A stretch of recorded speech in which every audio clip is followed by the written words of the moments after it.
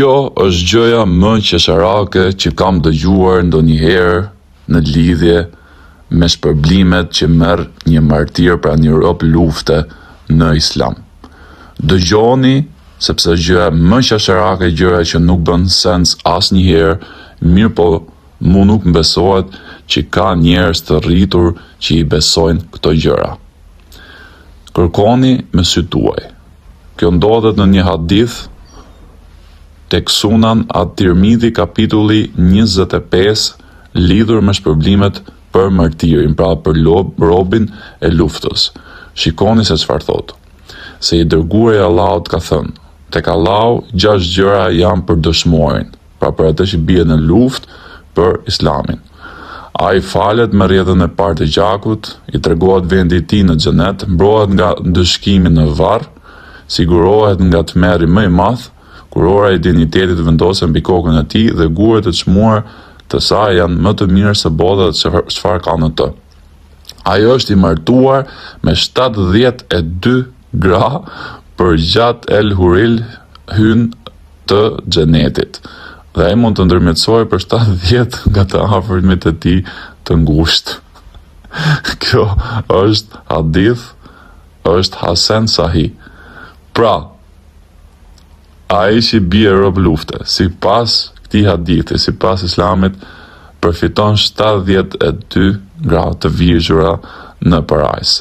Tani unë një pyetje kam, përveç se kjo është gjëja më absurde dhe gjëja më qesharake dhe më idiote që kam dëgjuar ndonjëherë, kam vetëm disa pyetje që nuk bën asnjë lloj sensi për këtë gjë që thuhet.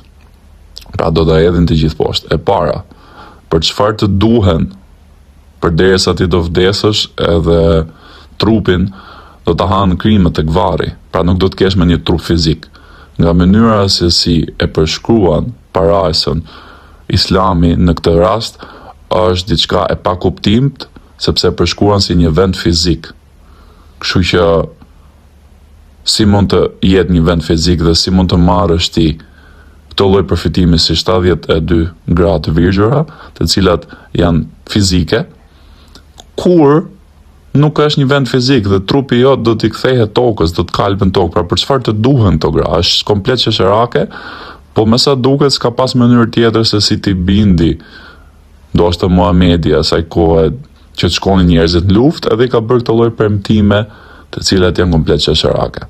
Tani kjo gjë thuhet edhe në Kur'an, por nuk thuhet numri, por ama thuhet që do t'i merrni si shpërblime. Dhe dëgjoni me kujdes se ku thuhet edhe në Kur'an në lidhje me këtë pjesë. Tek surja Rahman, indeksuar me numër 55, numri ajeteve 78. Flas gjithmonë me referenca, që mos më akuzoni, jo po nuk është shkruar në Kur'an. Ky është justifikimi që më thon zakonisht gjithë fetarët. Dëgjoni me kujdes çfarë thot. Aty janë ato gra të ndershme e të bukura, aty janë hyri që e kufizojnë ndejen vetëm në shtëpinë tënde. Ato nuk i ka prekur askush për tyre, as njeriu, as gjini. Aty rrinë të mbështetëra, mbështetëse të gjelbra, shtruaja të bukura.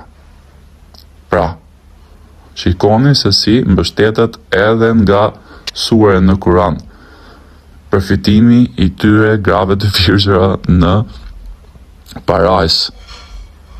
Si mund t'jetë kjo diçka vërtet? Si mund t'jetë kjo diçka vërtet? Për çfarë dreshin ju hynë punë kur të shkonin parajs trupat fizik? Nuk do ekzistojnë më, atëherë për çfarë ju hynë punë? Është gjëja, është logjika më e thjeshtë, cilën nuk e mohoni dot.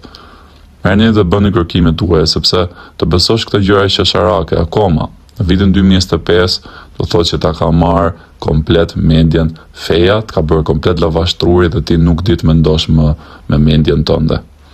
Mos harroni të shpërndani këtë video dhe të bëni subscribe për më shumë video të tilla ku do shfaqen me fakte, me referenca të gjitha gjërat e palogjikshme të fesë.